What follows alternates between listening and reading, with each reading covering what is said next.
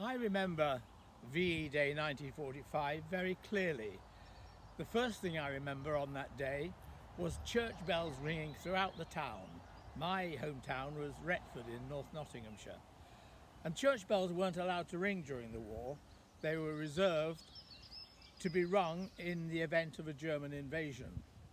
They had rung once in November 1942 when I ran to my mother and said, "The bells are ringing, are the Germans coming?" "No," said my mother, "we've just had a great victory at El Alamein and we're ringing the bells, the one exception." So I haven't heard the bells from that date until VE Day 42. The whole town was alive with the sound of church bells. The next thing that happened, an old retired soldier that lived in our road, Mr. Musgrave, invited 2 or 3 boys up to his house to salute the flag. He'd erected a Union Jack in his garden and he asked us to go along in our little toy soldiers' uniforms and salute the flag. And I have a photograph of that here. This one here, I'm on the right-hand side. That's me saluting the flag in 1945. The next thing that happened was we were all invited to a big street party all the way down the road. Trestle tables appeared from seemingly nowhere, but it must have been church halls and schools. A mixture of tablecloths were placed on them, then a whole collection of jellies, blancmanges, buns, pies. Sandwiches were made from meat spread, and then tins of salmon and possibly tins of spam that had been reserved for a rainy day were brought out on this sunny day. We all had a marvellous party. Mostly, of course, was mothers and children. No men were there, they were still away. The only men was the local police sergeant, Sergeant Johnson, and the ARP wardens, the Air Raid Protection wardens. They were severe pensioners who would tell you to put the light out and stay away when the bombs were coming.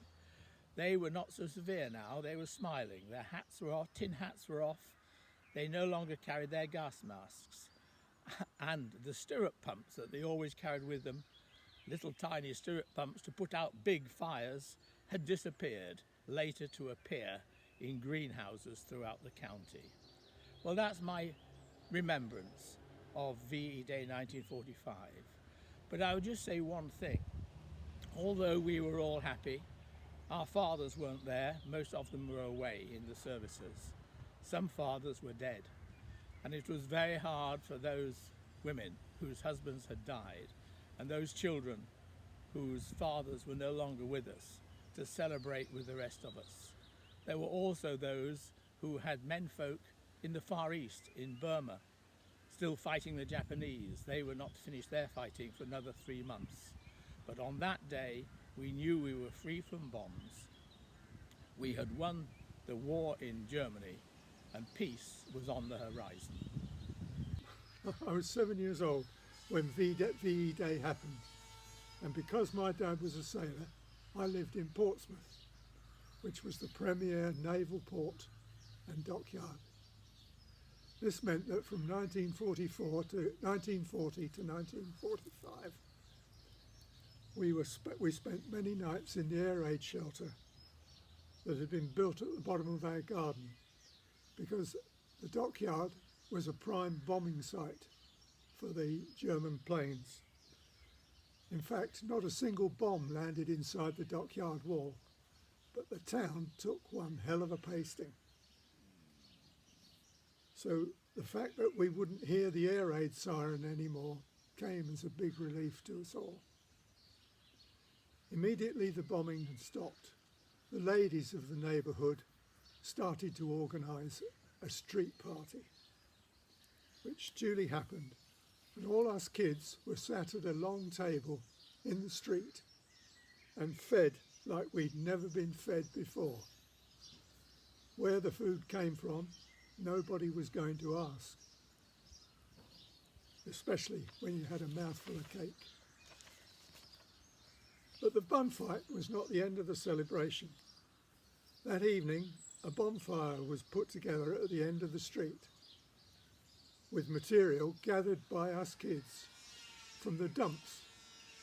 which were where the housing bomb wreckage was disposed of, and we made a huge fire. This was lit as darkness fell, and an image of Hitler was consumed in flames. Large spuds were roasted at the edge of the fire and eaten and scoffed heartily with a little margarine inserted into them. Butter wasn't allowed in those days. A tiring day, thoroughly enjoyed by all, and we retired to our real beds for once, knowing we wouldn't be woken in the middle of the night. It was a very happy day. Just fond memories of, I lived at Stirreth farm then, which is now the quarry, and I was 11, and had an older sister, well, she was 7 years older than me, so we came down the village and we came onto the square and we had a great time. There was bonfire going all round, and we had dancing, singing, and a great night. We've been asked to look at the VE Day memorabilia that we have and make a short film about it. So I've got 3 letters here. I've got thousands of letters written during the war from my parents and my grandparents and lots of family members. So I've selected the VE Day ones between Arthur, which is a photo here, a wedding photo, my father Arthur, and Wynne. This was obviously after the war, they were married, and his mother. So the first letter's from my mother to B to my father, written in 12th of May 1945. That's this letter here. Dear Arthur, how's your head? Mine's awful. By this time you will, I'm sure, have celebrated VE Day in Europe, which, following on so closely upon the Italian surrender, leaves no doubt whatsoever in my mind into your present state. Isn't it wonderful, Arthur? As yet, I cannot realise that the Hun war is over for the present. Of course, we haven't heard any sirens or V-bombs or rockets recently, and oh, it's an indescribable, wonderful feeling knowing you're going to wake up whole the next morning. Naturally, work was out of the question that day. I went to church. It was really surprising to see the crowds flocking to their churches. Personally, I think it was a day of thanksgiving rather than a day of rejoicing. But I'm afraid many people in Luton don't realise that the Japs are yet to be dealt with. However, it's nice to see the crowds dancing in the streets, and it's such a relief to know the bombing is over, and you can, I suppose, understand them giving vent to their feelings in this way. Our church holds 300, there were 500 people there. VE Day and the other churches were equally crowded. The local stadium, Sportsdown, had a service for 3,000 people attended. So that was from my mother. And from my grandfather in London, who writes, that's this letter here. It was VE Day, and a lovely sunshiny day. Everybody was out dressed up with paper hats, red and white rosettes, flags from every building, people laughing, singing. Mum and I went home to bed to get ready for our own party at the Goddards. Oh boy, what a party. Bums a Daisy, Lambeth Walk, Palais Glide in the street.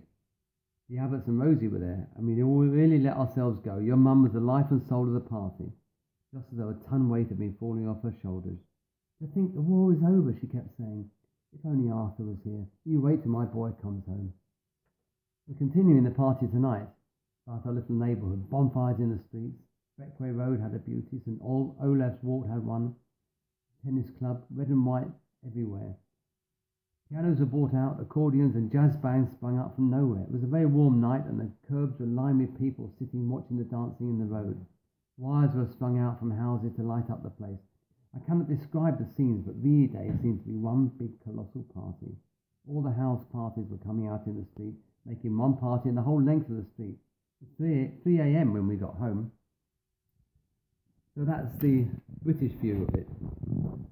This letter here was written by my father on VE Day 1945. Well, it's over in Europe now, folks. What do you think of it all? No doubt you people there have had to stay and carry on, take everything the Bosch has cared to send over, feel as though a heavy load has been lifted off your backs. I think everybody here feels a great admiration for the way you've stuck it all. Not too bad for us chaps who've been in the army and shifted about from place to place. I've spoken to many people today asking how they took the news. Nowhere could I discover a feeling of excitement or elation. Though it's true that most of the lads went on the binge last night. My elation will come when the Japanese war is over and we can really dig in and make a worthwhile place of peacetime Britain. Don't think I'm not glad that it's over in Europe, because I am. I'm proud the way our armies have fought through to victory. I suppose that the war has been on for so long, we tend to take everything as a matter of course ourselves. In honour of the occasion, I'll try to fix up a little celebration tonight. Have you had your party yet? I suppose it'll be tonight, okay, or tomorrow. Hey, bottoms up anyway. Wish I could be with you. So there you are, that's my family VE Day celebration.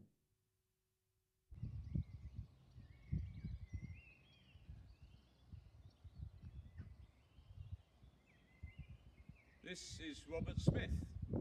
Robert Smith was farm labourer in Westhouse in 1939. He and his half a dozen friends were in the territorials. They were called up and were put into the border regiment, then into France. He was captured near Dunkirk. 75 years ago, he was in a prisoner of war camp, and as the war ended, he started his walk to freedom, but he never made it. Robert died 75 years ago. For him and those whose lives were lost at this time, we remember.